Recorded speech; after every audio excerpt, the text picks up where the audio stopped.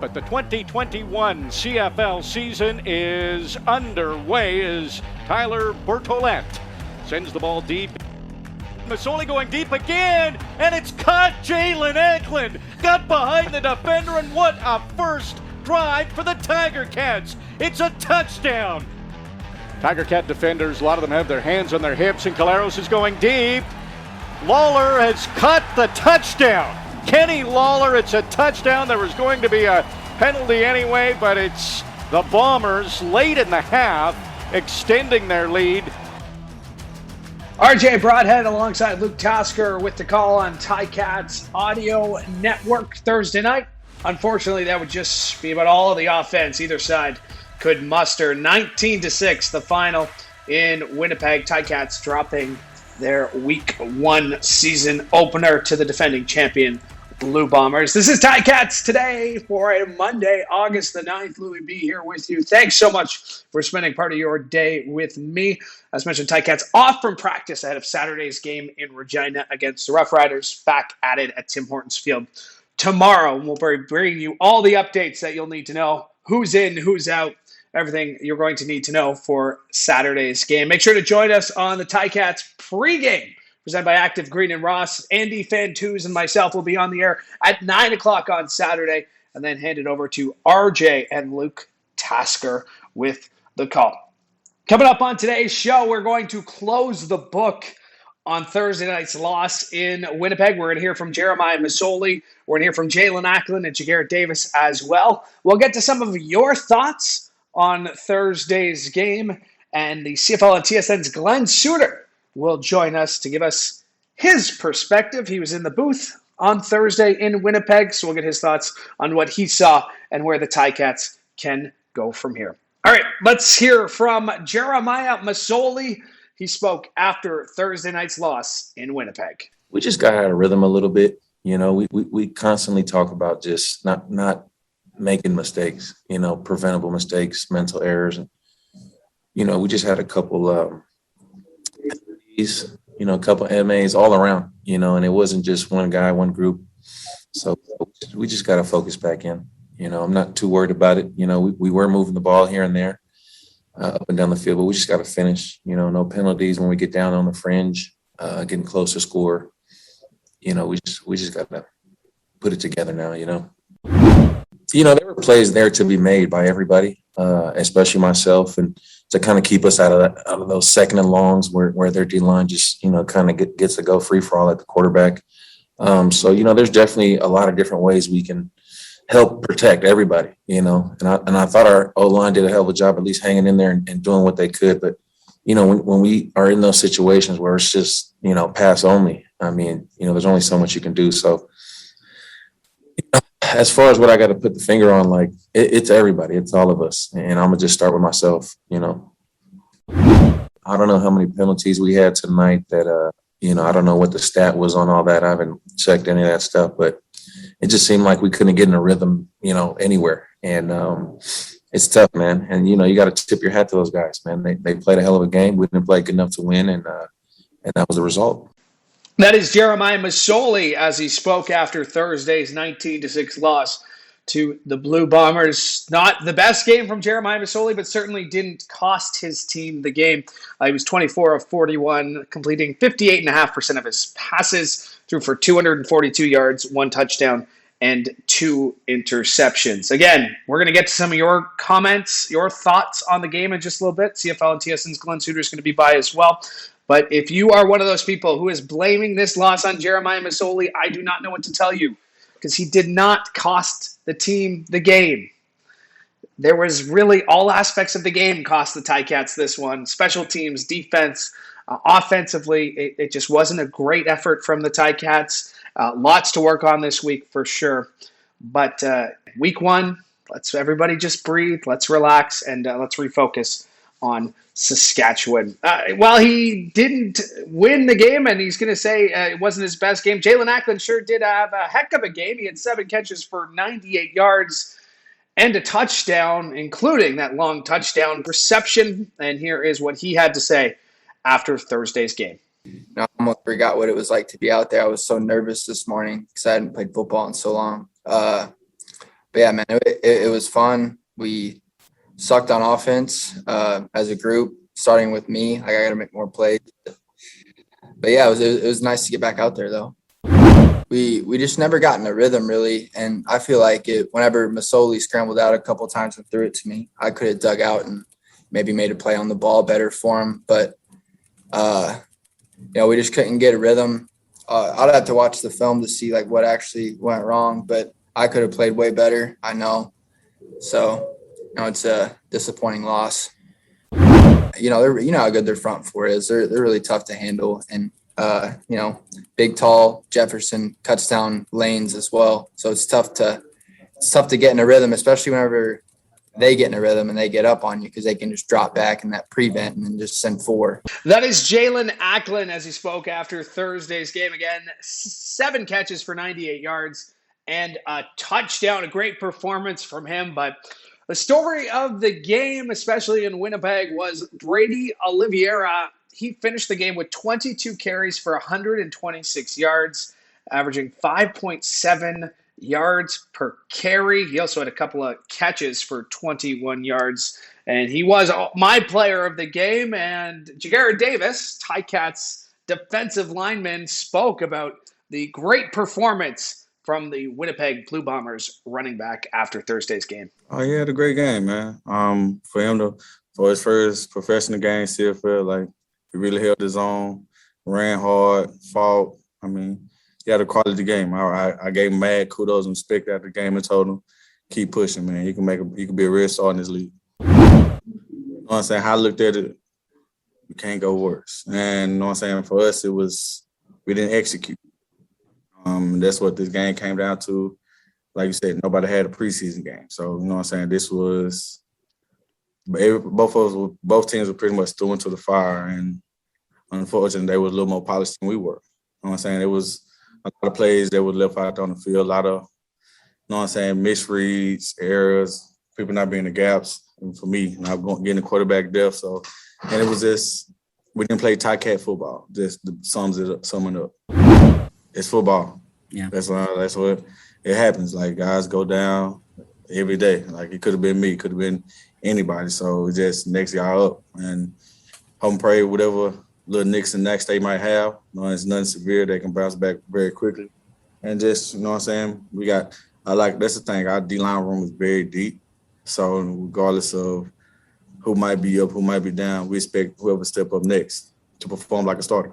Ticats defensive end Ja'Gared Davis speaking after Thursday night's game. And just the last little point there, he was talking about some of the guys that were injured: Channing Stribling, Malden the fourth, of course Dylan Wynn, huge loss. Hoping to get updates on all those men tomorrow when the Ticats return to practice. This is Ticats Today on Ticats Audio Network. Louie B, thanks so much for joining us. Still ahead, we're going to hear from CFL and TSN's Glen Suitor. He's going to join the show and give us his thoughts on Thursday's game and help us look ahead to Saturday's game in Saskatchewan. But right now, I wanted to get your thoughts on what the Ticats did, how you're feeling after week one. I put it out on Twitter. How are you feeling after week one? And Simone Lawrence replied, retweeted. He says he's feeling great, all caps. So Simone Lawrence is feeling good. We got one here from Angelone 1978, MA78 on Twitter. Well, not feeling good after 2 years of no CFL, and the Cats picked right up where they left off from Grey Cup 107. They got their butts kicked.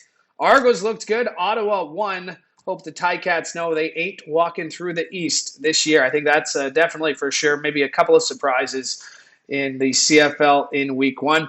Adam B, at AdamBugs86, he tweeted, he said, in all honesty, during the game, felt frustrated. After reflecting, it's one game. We will get healthy. We will execute better this week, I am sure. That game was not a reflection of this team by any means. I trust Coach O and the vets too much to panic this fast. Great point there, which is kind of echoed here by Dave Noble, who said, to the people I see freaking out on social media, it's week one. Relax. At At P60M tweeted as well, pretty darn happy regardless, having Ticats and all of the CFL back. Cats may have lost, but having them back beats anything. Of course, wins are the best. And Oski Eddie keeps it short and simple. How you feeling, Oski Eddie? Not good. Well, the good news is there are 13 games left for the Ticats to figure this out. Of course, regular season games, and then the Grey Cup, of course, is here December the 12th at Tim Hortons Field. And I'm very pleased to be joined now by the CFL on TSN's Glen, Suitor, and Suits. If the Ticats want to get to that game on the Grey Cup, they're going to have to play better than they did on Thursday night. I think everybody knows that, but definitely not the way they drew up their week one opening game, is it? No, absolutely not. And I know they were a favorite going in and all of that. And, this is a team that will still get it together. And there were some issues clearly. And I think you'll look at all the teams that played in week one will, whether they won or lost, will step away saying, wow, we've got a lot of work to do, but there was a lot of good that we saw out there. And I think Hamilton can say the same thing. But the first thing, Louie, that I think is most important is that we got our game back. The fans in the stands, the motion that was on the field, the guys, getting a chance to do what they love to do. And I know we're switching very quickly to, hey, what's most important is wins and losses. But we can't just, I think we have to mention just how great it is to have the game back. And our ratings for week one, almost 700,000 viewers. Big number for the first game back.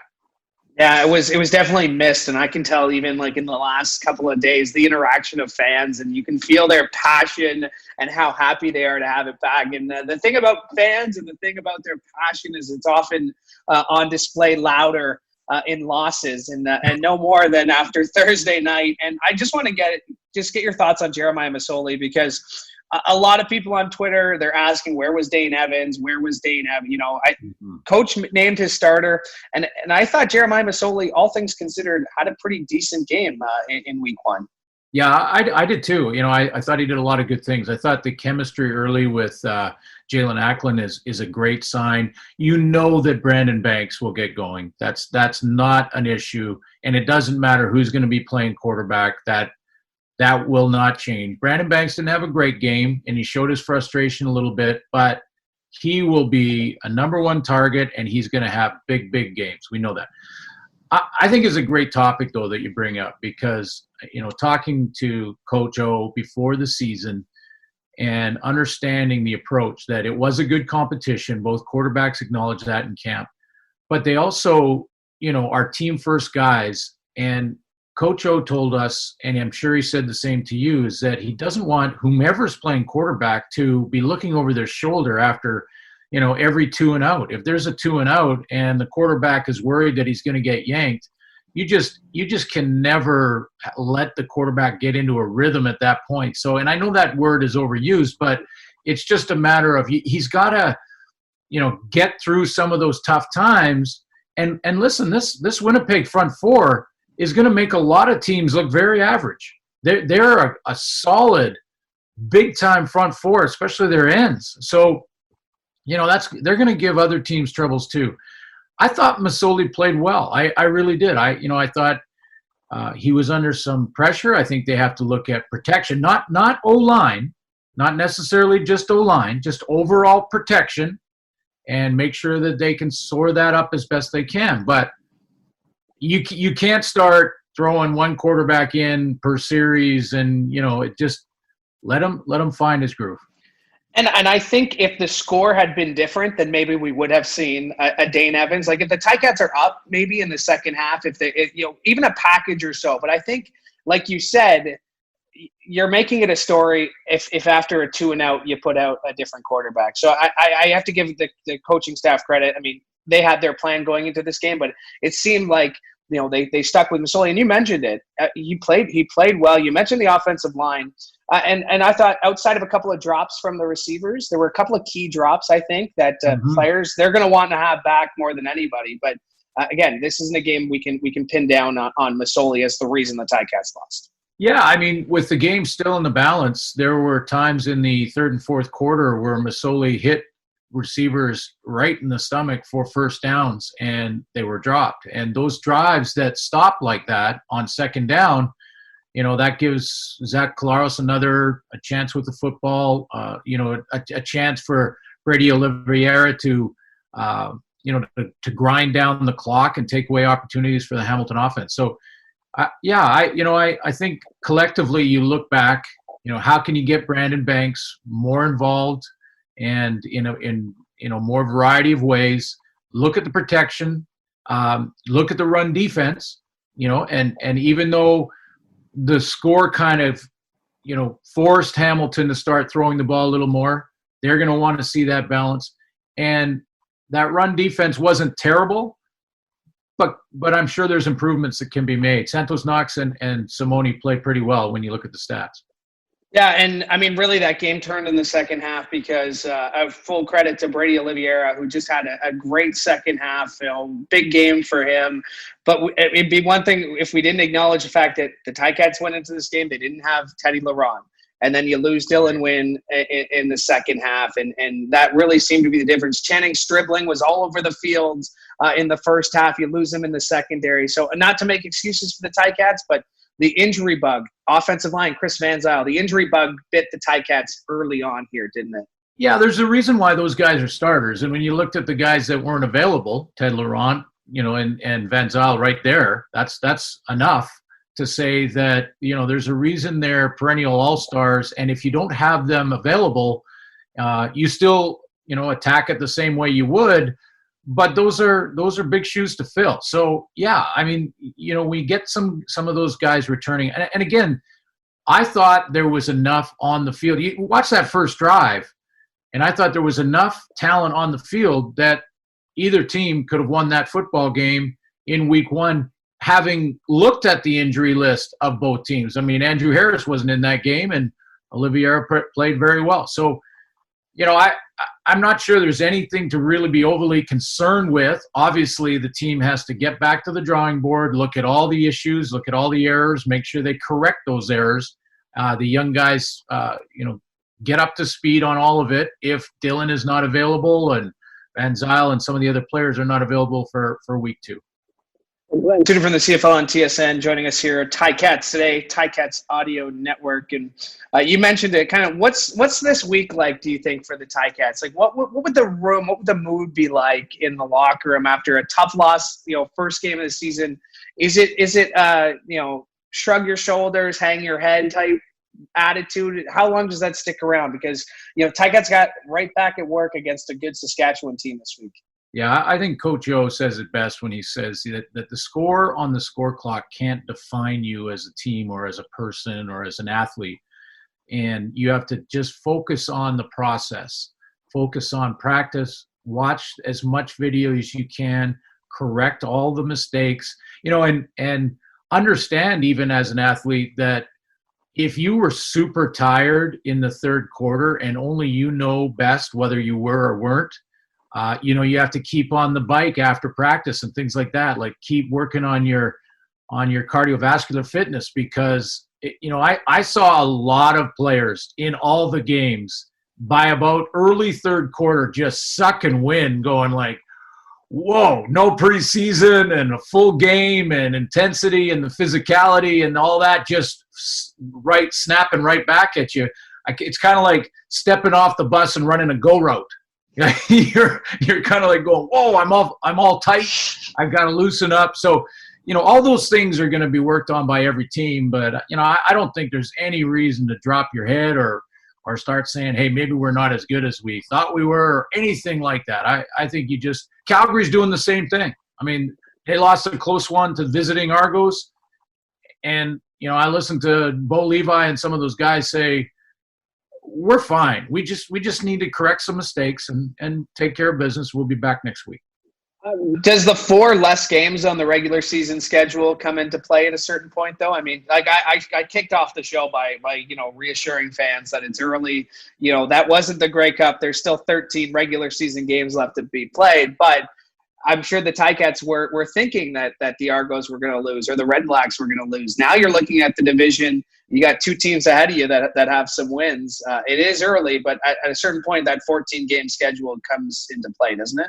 It does. I would say, when you're getting to Labor Day now, which is really only 3 weeks away, so usually in game 1, we're talking about Labor Day as a distant destination that we're all looking forward to, but it's kind of like the halfway point, and it's a long way away. Now it's not. And when you get to, you can't be 0-3, 0-4 turning the corner at Labor Day and then trying to figure out how to position yourself. Now you're just desperately trying to make the playoff run.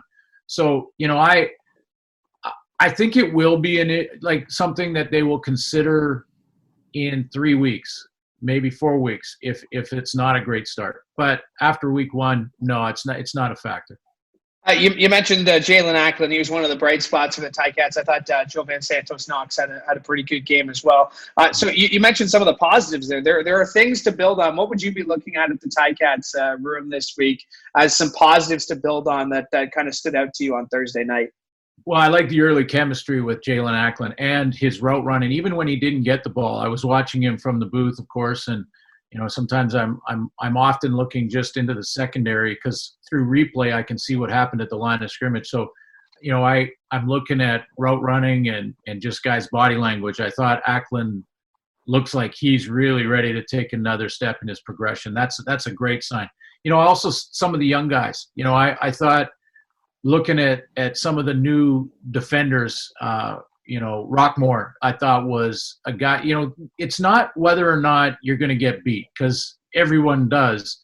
It's how you respond afterwards, especially for young players. And I thought some of the young players in the Hamilton secondary, Hamilton defense, had some bumps in the road early, but bounced back from them and made plays in the second half. And that's a great sign. I mean, you're going to see that a lot. I think the team will when they watch the video that, our young players didn't panic. They didn't drop their head and give up 2 more. They actually responded and made some plays later in the game. So that's a really good sign. Yeah, and I guess the one thing I kind of hit on earlier too is how about Frankie Williams, a guy who was out there a lot on defense, right? The secondary was kind of spread thin the way it was, and then you lose Channing Stribling. So he's out there playing the secondary, and then he's out there returning kicks. I mean, I'm not sure if anybody tracked more miles, more kilometers under their feet on Thursday night or this weekend in general than Frankie Williams.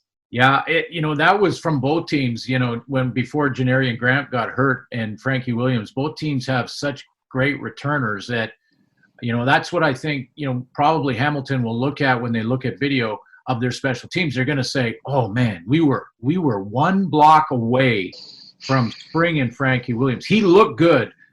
There wasn't the big return, but I thought, 1 block away from the big return. So that's where, we often don't point it out and we don't replay it and things like that. But if you look at the special teams video and all those returns, I'm sure they're going to see the seams that were available if 1 guy was taken care of or maybe 2 guys. So that's another positive because he looked good. He had good bounce in his step, good vision. All those things that make him the great returner he is are there. And now let's, just make that key block for him, and he'll spring them. Suits, thanks for doing this. Appreciate it as always. Let's talk football. I'm loving it. That is the CFL on TSN's Glen Suitor, and my thanks to him for stopping by, and my thanks to you as well for stopping by and for listening today. Ticats are back at practice. I'll be back for another edition of Ticats Today tomorrow as well. Thanks for listening. I'm Louie B for Ticats Today on the Ticats Audio Network, hoping you have a great day.